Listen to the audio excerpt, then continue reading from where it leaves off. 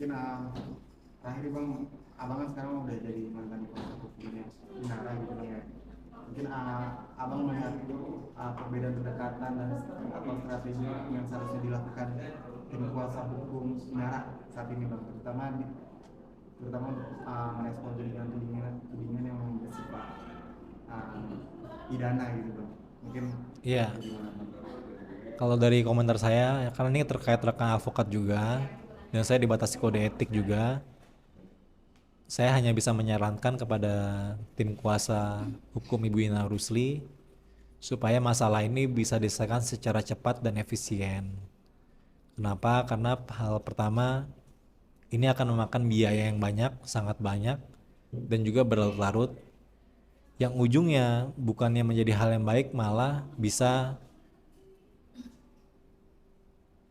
bisa membuat kerugian yang begitu besar baik secara material maupun imaterial kepada seluruh pihak. Sehingga yang kedua, perlu dilakukan upaya-upaya pendekatan yang sangat serius dan tulus dari Ibu Ina Rusi secara pribadi kepada para pihak.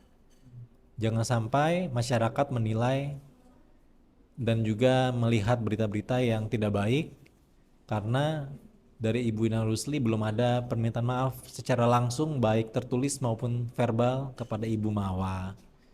Sementara Ibu Mawa sudah membuka pintu, membuka ruang komunikasi untuk permintaan maaf tersebut berdasarkan penelusuran media yang saya terima selama ini. Itu. Yang terakhir, upaya hukum pidana itu bisa dilakukan restoratif justice berdasarkan peraturan Kapolri tahun 2019.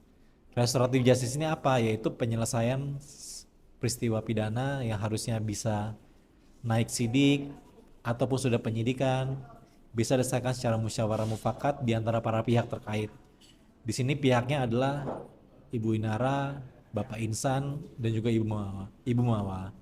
Jika bisa dilakukan restoratif justice di tingkat Bareskrim, itu menjadi lebih baik untuk para pihak, tinggal dituangkan dalam perjanjian perdamaian mau seperti apa perdamaian ini. Apakah ada kerugian-kerugian imaterial yang diderita Ibu Mawa atau material yang diderita Ibu Mawa yang harus ditanggung oleh para pihak.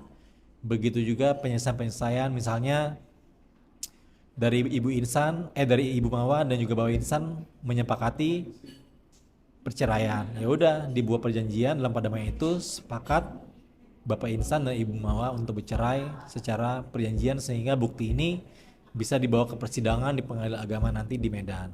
Itu.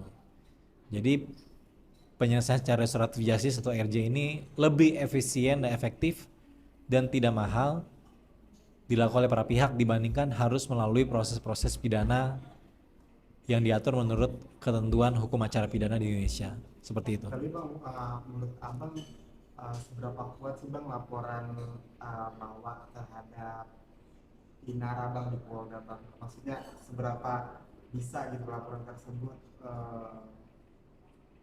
menjatuhkan Inara? Menurut saya belum lihat bukti-buktinya, hanya lihat dari media.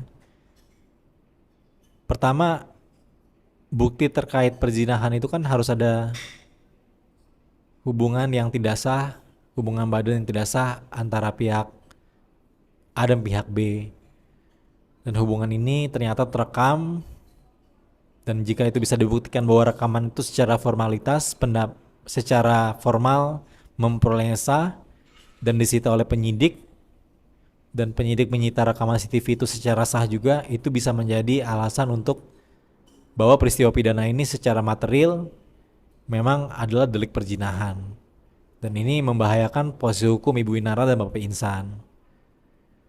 Dan jika ini diteruskan, ini bisa masuk proses persidangan dan menurut saya itu sangat membahayakan kredibilitas keduanya. Seperti itu. Tapi menurut pengakuan ini saya juga Inara bahwa mereka itu udah Sudah menikah menikah siri, sendiri. Apakah itu bang bisa menjadi alasan untuk alasan menggugurkan peristiwa pidananya. uh, Menurut saya itu tidak bisa karena pernikahan siri itu secara undang-undang perkawinan tidak diakui sebagai perkawinan yang sah atau legal di Indonesia. Jadi tidak bisa menggugurkan peristiwa pidananya. Yang hanya bisa dilakukan oleh Ibu Inara dan Bapak Isa adalah menurut saya langsung menemui Ibu Mawa terangkan secara apa adanya, temui Ibu Imawa dimanapun dia berada, lakukan permintaan maaf secara tulus, selesaikan dengan baik dan bijaksana, supaya Ibu Imawa mudah-mudahan terketuk hatinya untuk bisa mencabut laporan tersebut atau menyelesaikan secara restoratif justice. Seperti itu. Tapi kalau untuk laporan Inara terhadap Insano atau dugaan penipuan itu mungkin gimana pandangan abang secara hukum? Secara hukum, penipuan dalam perkawinan itu sulit dibuktikan, apalagi keduanya secara pengakuan di luar persidangan, luar proses pidana ini sudah mengakui setelah menikah siri. Untuk pembuktian penipuan dalam perkawinan itu sebenarnya secara hukum hanya bisa dilakukan oleh istri yang sah untuk pelaporannya, Jadi bukan untuk siri. bukan untuk siri. Itu diatur dalam pasal 279 KUHP. Jadi laporan ini menurut saya prematur.